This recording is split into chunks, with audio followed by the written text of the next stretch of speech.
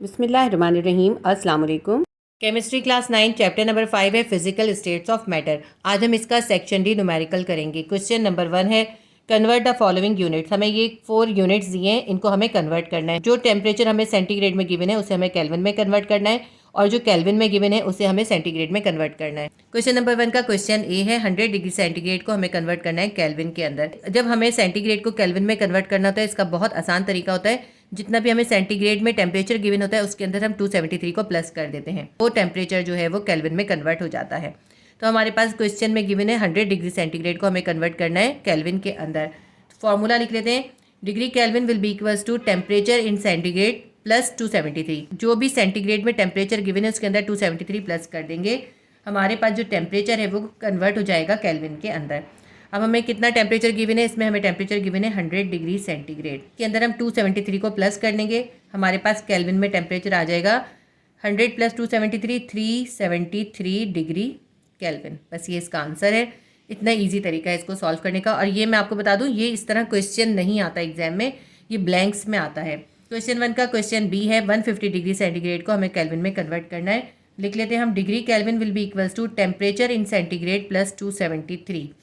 Degree Kelvin will be equals to temperature हमें given है 150, इसके अंदर हम 273 को प्लस कर देंगे, हमारे पास केल्विन में टेम्परेचर आ जाएगा 423 डिग्री केल्विन। क्वेश्चन 1 का क्वेश्चन सी है 780 डिग्री केल्विन कन्वर्ट करना है हमें सेंटीग्रेड के अंदर। तो अब हम इसका फॉर्मूला इन्वर्स कर देंगे। Degree centigrade will be equals to temperature in Kelvin minus 273, यानी जितना भी टेम्परेचर हमें केल्विन में गिवन है उसमें से हम 273 माइनस कर देंगे तो हमारे पास सेंटीग्रेड में टेम्परेचर आ जाएगा। कितना है हमारे पास टेम्परेचर केल्विन में 780 है। 780 में से 273 को माइनस कर देंगे। 780 माइनस 273, 10 में से 3 गया 7, 7 में से 7 गया 0, 7 में से 2 गया 5, 507 डिग्री सेंटीग्रेड। क्वेश्चन नंबर 1 का क्वेश्चन डी है 170 degree Kelvin convert to degree centigrade. तो पहले फॉर्मूला लिख लेते हैं। Degree centigrade will be equals to temperature in Kelvin minus 273। Temperature in Kelvin कितना हमें गिवन है 170 डिग्री केल्विन हमें गिवन है, इसमें से हम 273 को माइनस कर देंगे। 273 में से 170 को माइनस करेंगे। 273 के साथ माइनस है, 170 के साथ प्लस है, प्लस माइनस माइनस होता है। 3 में से 0 गया 0, 7 में से 7 गया 0, 2 में से 1 गया 1, लेकिन साइन किसका आएगा बड़े का आएगा। Minus 103 degree centigrade, minus 103 degree centigrade, ये हमारा कन्वर्ट हो गया। ये हमारा क्वेश्चन नंबर 1 सॉल्व हो गया। चैप्टर 5 सेक्शन डी का न्यूमेरिकल नंबर 2 है it is desired to increase the volume of a fixed amount of gas from 90.5 to 120 cm3। देखिए कहते हैं कि एक गैस का फिक्स्ड अमाउंट है जिसका वॉल्यूम जो है 90.5 से इंक्रीज होके 120 cm3 हो गया है। ठीक है, पहले जो वॉल्यूम था वो था 90.5 और बाद में कितना वॉल्यूम हो गया 120 cm3 हो गया। तो इनिशियल वॉल्यूम 90.5 है और जो फाइनल वॉल्यूम है वो 120 सेंटीमीटर क्यूब है। While holding the pressure constant, और इसके अंदर प्रेशर जो है वो कांस्टेंट है। What would be the final temperature if initial temperature is 33 degree centigrade. तो कहते हैं अगर इनिशियल टेम्परेचर यानी T1 33 डिग्री सेंटीग्रेड था तो फाइनल टेम्परेचर यानी T2 कितना होगा। इस न्यूमेरिकल के अंदर प्रेशर कांस्टेंट है और V1 या इनिशियल वॉल्यूम 90.5 है और फाइनल वॉल्यूम V2 जो है 120 cm3 है और हमें फाइनल टेम्परेचर यानी T2 फाइंड करना है और T1 है 33 डिग्री सेंटीग्रेड। बहुत ही इजी सा क्वेश्चन है और मैं आपको मशवरा यही दूंगी कि इस चैप्टर के न्यूमेरिकल्स की आप बहुत अच्छे से प्रिपरेशन कीजिएगा। बहुत इजी न्यूमेरिकल है, जबकि नेक्स्ट चैप्टर के न्यूमेरिकल काफ़ी मुश्किल हैं। इस चैप्टर के न्यूमेरिकल बहुत इजी हैं। तो अब हम डेटा बना लेते हैं। गैस का इनिशियल वॉल्यूम था 90.5 cm3 और फाइनल वॉल्यूम V2 हमारे पास है 120 cm3। इनिशियल टेम्परेचर या T1 हमारे पास है 33 डिग्री सेंटीग्रेड। देखिए जब हम ये न्यूमेरिकल्स करते हैं ना जिसके अंदर गैस का प्रेशर और वॉल्यूम और टेम्परेचर इन्वॉल्व होता है तो इसके अंदर टेम्परेचर को हम सेंटीग्रेड में नहीं रखते, टेम्परेचर को केल्विन में कन्वर्ट करना होता है। जो हमने क्वेश्चन नंबर 1 में सीखा कि अगर टेम्परेचर सेंटीग्रेड में हमें केल्विन में कन्वर्ट करना है तो हमें क्या करना है, इसके अंदर हमें 273 को प्लस कर देना है। हम 33 प्लस 273 कर देंगे तो ये केल्विन में कन्वर्ट हो जाएगा। ये कितना हो जाएगा 306 डिग्री केल्विन। तो T1 यानी इनिशियल टेम्परेचर हमारे पास है 306 डिग्री केल्विन।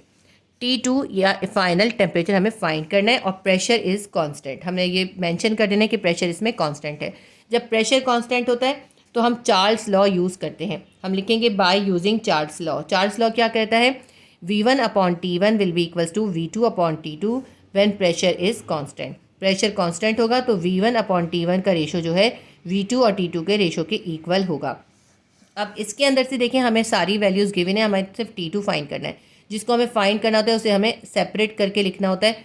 तो हम इन सबको क्रॉस मल्टीप्लाई कर लेंगे इस तरह से। अब जब हम क्रॉस मल्टीप्लाई करेंगे तो V1 जो है T2 के साथ चला जाएगा और T1 मल्टीप्लाई हो जाएगा V2 के साथ। लेकिन हमें फाइंड क्या करना है? T2 फाइंड करना है। हम T2 को यहीं छोड़ देंगे।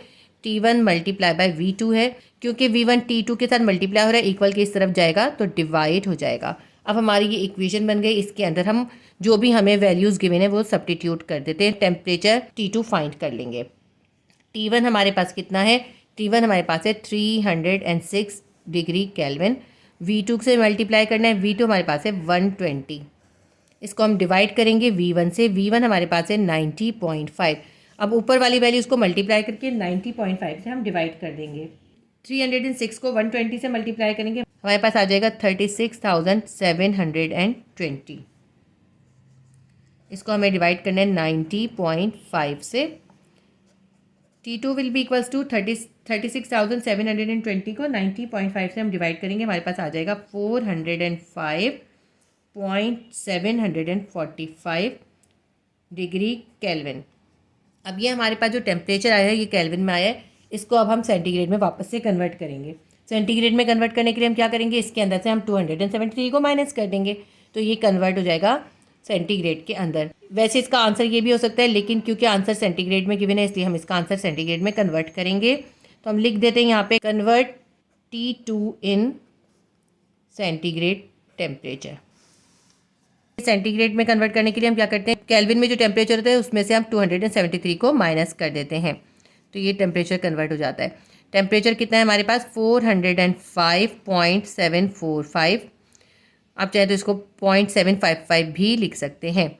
इसके अंदर से हम 273 को माइनस कर देंगे तो हमारे पास टेम्परेचर आ जाएगा, या T2 हमारे पास आ जाएगा। जब हम 405.74 में से 273 माइनस करेंगे हमारे पास आ जाएगा 132.74 डिग्री सेंटीग्रेड। तो ये हमारे क्वेश्चन का आंसर आ गया। क्वेश्चन नंबर 2 हमारा सॉल्व हो गया। गिवन गैस का फाइनल टेम्परेचर 132.74 डिग्री सेंटीग्रेड होगा। चैप्टर 5 सेक्शन डी का न्यूमेरिकल नंबर 3 है। A 78 ml sample of gas is heated from 35 degree centigrade to 80 degree centigrade at a constant temperature. एक gas जिसके sample का volume 78 millilitre है उसे गर्म करा है।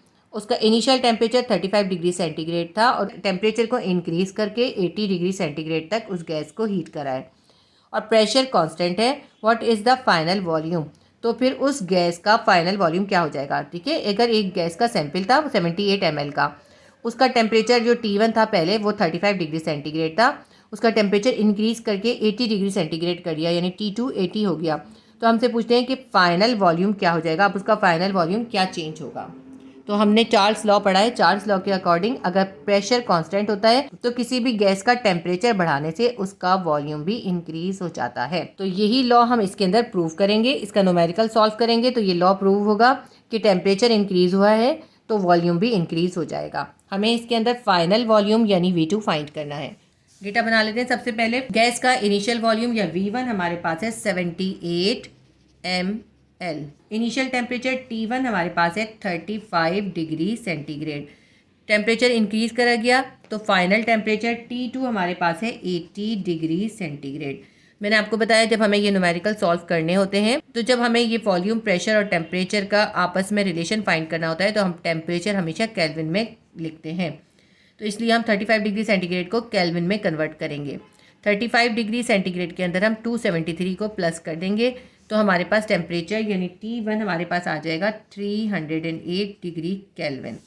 इसी तरह T2 final temperature 80 degree centigrade है तो हम 80 डिग्री सेंटीग्रेड के अंदर 273 को प्लस कर देंगे तो हमारे पास T2 या फाइनल टेम्परेचर आ जाएगा 353 डिग्री केल्विन। और प्रेशर जो है इसमें कांस्टेंट है। जब प्रेशर कांस्टेंट होता है तो चार्ल्स लॉ हम यूज़ करते हैं। तो हम यहाँ पे मेंशन करेंगे By using Charles' law, V1 upon T1 will be equals to V2 upon T2 when pressure is constant. ठीक है, प्रेशर क्योंकि कांस्टेंट है इसलिए हम चार्ल्स लॉ यूज़ कर रहे हैं और चार्ल्स लॉ हमारे पास है V1 अपॉन T1, यानी V1 और T1 का रेशो V2 और T2 के रेशो के इक्वल होता है। अब इसके अंदर हमें फाइंड क्या करना है, इसके अंदर हमें V2 फाइंड करना है। तो हम V2 को यहाँ पे अकेला छोड़ देंगे और T2 को इक्वल के दूसरी तरफ ले जाएंगे। V2 यहीं रह जाएगा, इक्वल के इस तरफ हमारे पास है V1 अपॉन T1। V2 के नीचे T2 डिवाइड हो रहा था, इक्वल के इस तरफ चला गया, V1 अपॉन T1 के पास चला गया, तो डिवाइड हो रहा था, यहाँ पे जाके हो जाएगा मल्टीप्लाई। तो अब हमारी ये इक्वेशन बन गई। इसके अंदर हम वैल्यू सब्स्टिट्यूट कर देंगे तो हमारे पास V2 या फाइनल वॉल्यूम फाइंड हो जाएगा। अच्छा, यहाँ मैंने डेटा में नहीं लिखा कि हमें फाइंड करना है V2, तो आप इसके अंदर ऐड कर लीजिएगा। मैं ऐसा करती हूँ, यहाँ लिख देती हूँ V2 हमें फाइंड करना है। ठीक है, मैंने यहाँ लिख दिया, V2 लिखना मैं भूल गई थी इसलिए मैंने यहाँ लिख दिया, आप यहाँ नीचे वाली लाइन में लिखिएगा। ठीक है, V2 हमें फाइंड करना है। इसके अंदर हम वैल्यू सब्स्टिट्यूट कर देते हैं। V1 हमारे पास है 78, T2 हमारे पास है 353 और T1 से हमें इसको डिवाइड करना है। T1 हमारे पास है 308 डिग्री केल्विन। तो इस सबको हम मल्टीप्लाई करके डिवाइड करेंगे तो हमारे पास V2 आ जाएगा। 78 को 353 से मल्टीप्लाई करके 308 से डिवाइड करेंगे, हमारे पास आ जाएगा 89.39 मिलीलीटर। ये हमारा क्वेश्चन सॉल्व हो गया। आप ये सारी जो मल्टीप्लाई और डिवाइड है ये आप कैलकुलेटर से कीजिएगा। फिजिक्स और केमिस्ट्री के अंदर कैलकुलेटर अलाउ होते हैं। तो गैस का फाइनल वॉल्यूम V2 हमारे पास आया 89.39 ml। देखिए, इनिशियल वॉल्यूम था 78 और फाइनल वॉल्यूम हो गया 89.39। हमारा वॉल्यूम इंक्रीज हो गया। और टेम्परेचर देखिए, टेम्परेचर भी इंक्रीज हुआ था, 35 से 80 हुआ था।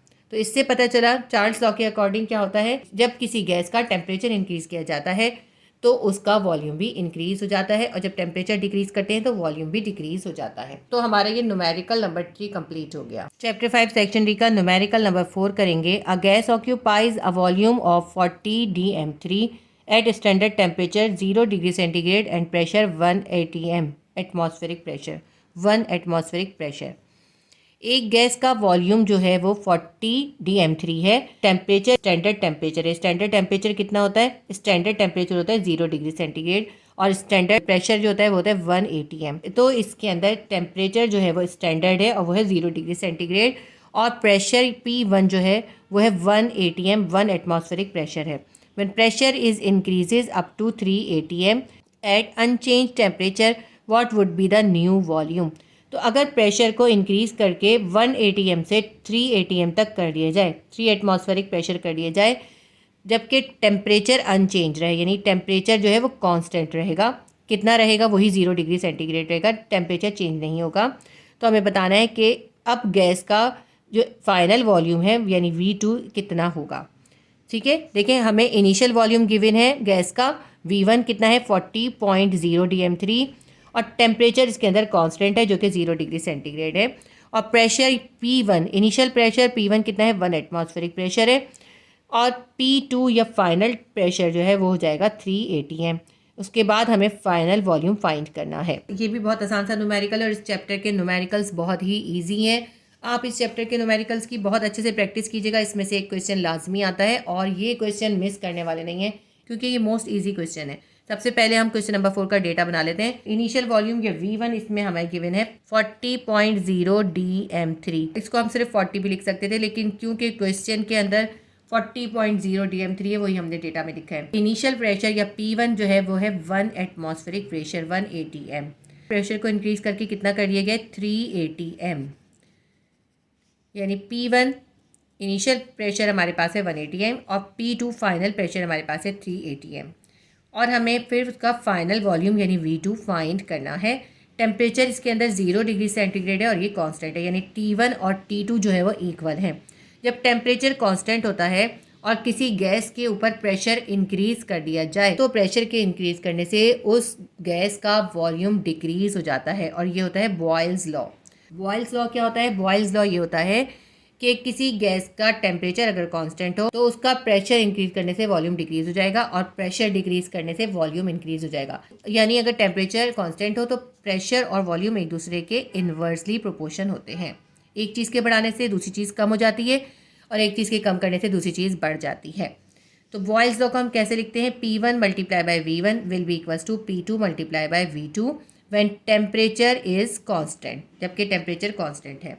अब इसके अंदर हमें फाइंड क्या करना है, हमें इसके अंदर V2 फाइंड करना है। तो हम V2 को अकेला कर देंगे और P2 जो है वो V2 के साथ मल्टीप्लाई हो रहा है, यहाँ पे इक्वल के दूसरी तरफ जाएगा, P1 V1 के पास चला जाएगा, डिवाइड हो जाएगा।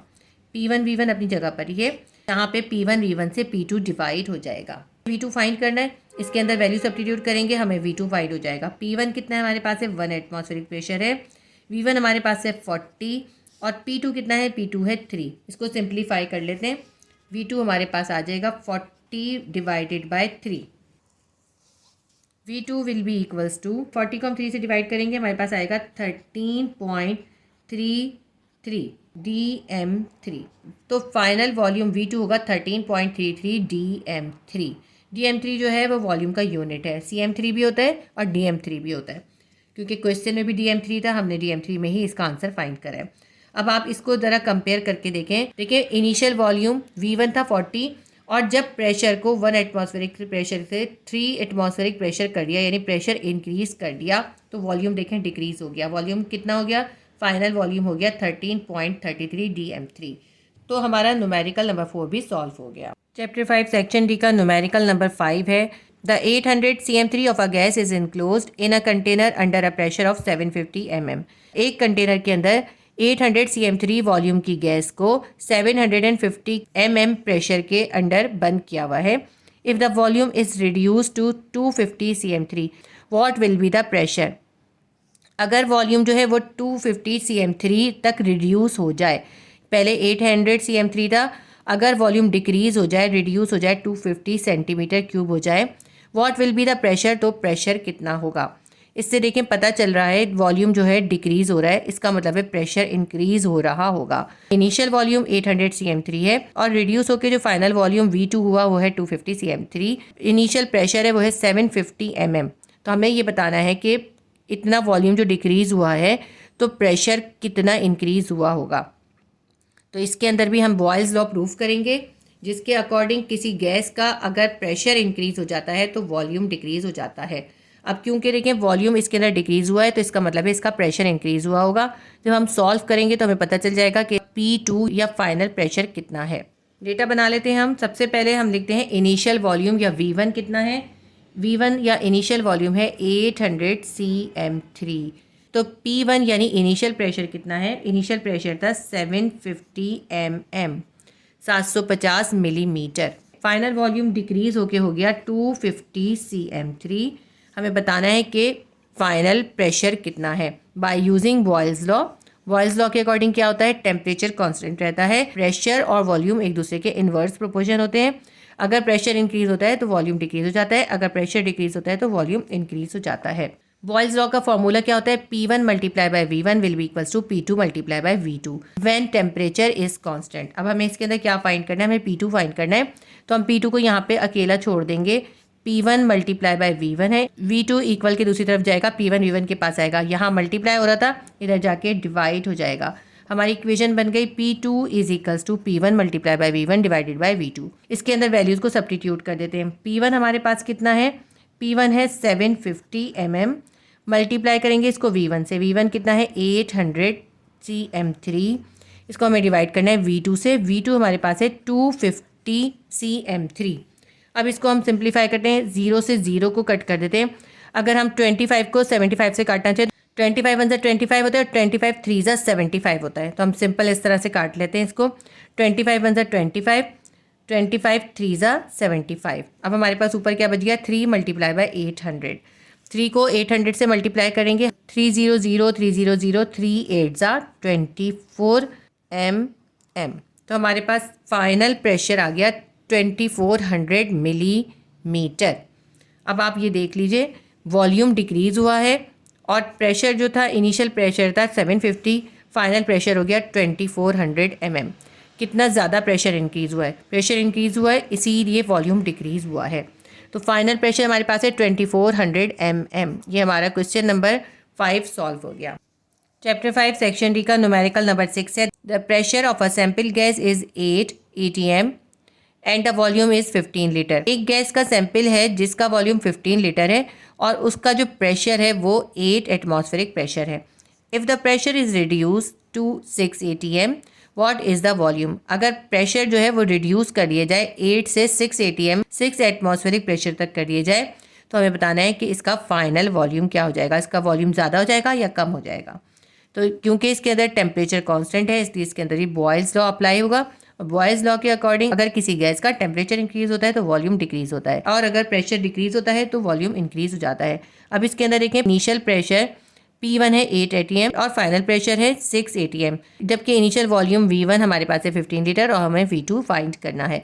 क्योंकि देखें प्रेशर ज़्यादा हुआ है इसलिए इसका वॉल्यूम जो है वो कम हो जाएगा। न्यूमेरिकल नंबर 6 का डेटा बना लेते हैं। इनिशियल प्रेशर P1 हमारे पास है 8 atm। atm का मतलब क्या होता है, atmospheric pressure. Initial volume V1 हमारे पास कितना था, 15 लीटर था, और अगर उसके बाद प्रेशर को डिक्रीज़ कर दिया गया, फाइनल प्रेशर कर दिया गया 6 atm, 6 एटमॉस्फेरिक प्रेशर कर दिया, तो हमें बताना है अब V2 या फाइनल वॉल्यूम कितना होगा। By using Boyle's law P1 V1 will be equals to P2 V2 when T is constant. अब T इसके अंदर कांस्टेंट है तो हम बॉयल्स लॉ यूज़ करेंगे। इसके अंदर हमें फाइंड क्या करना है, इस इक्वेशन के अंदर हमें V2 फाइंड करना है, तो हम V2 को अकेला कर देंगे, P1 V1 के पास ले जाएंगे। P2 जो है V2 के साथ मल्टीप्लाई हो रहा था, इक्वल के इस तरफ जाएगा, P1 V1 के पास आके डिवाइड हो जाएगा। अब इस इक्वेशन के अंदर हम वैल्यू सब्स्टिट्यूट करके V2 फाइंड कर लेंगे। P1 हमारे पास कितना है, 8 है।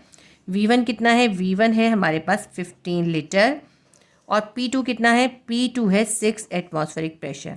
इसको सिंप्लीफाई कर लेते हैं, 2 3 ज़ा 6, 2 4 ज़ा 8, 3 1 ज़ा 3, 3 5 ज़ा 15। V2 हमारे पास आ जाएगा, यहाँ बचे 4 और यहाँ बचे 5, 4 5 ज़ा 20 लीटर। तो फाइनल वॉल्यूम कितना हो जाएगा, 20 लीटर हो जाएगा। पहले कितना था, 15 लीटर।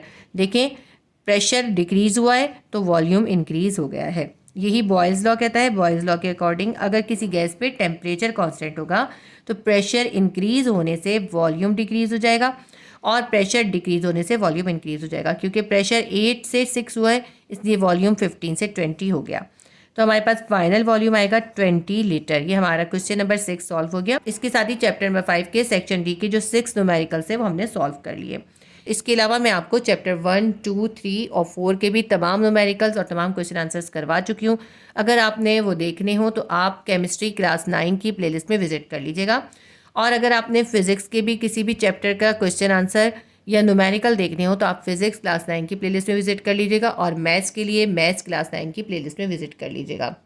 मैथ्स के अंदर भी मैं आपको यूनिट 1, यूनिट 2, यूनिट 3 करवा चुकी हूँ और यूनिट नंबर 4 करवा रही हूँ। इंशाल्लाह ताला मैं आपको पूरा सिलेबस कंप्लीट कराऊंगी। अगर आपने चैनल को सब्सक्राइब नहीं किया तो सब्सक्राइब कर लीजिए और बेल आइकॉन को क्लिक कर लीजिए ताकि कोई भी इंपॉर्टेंट वीडियो आपकी मिस ना हो।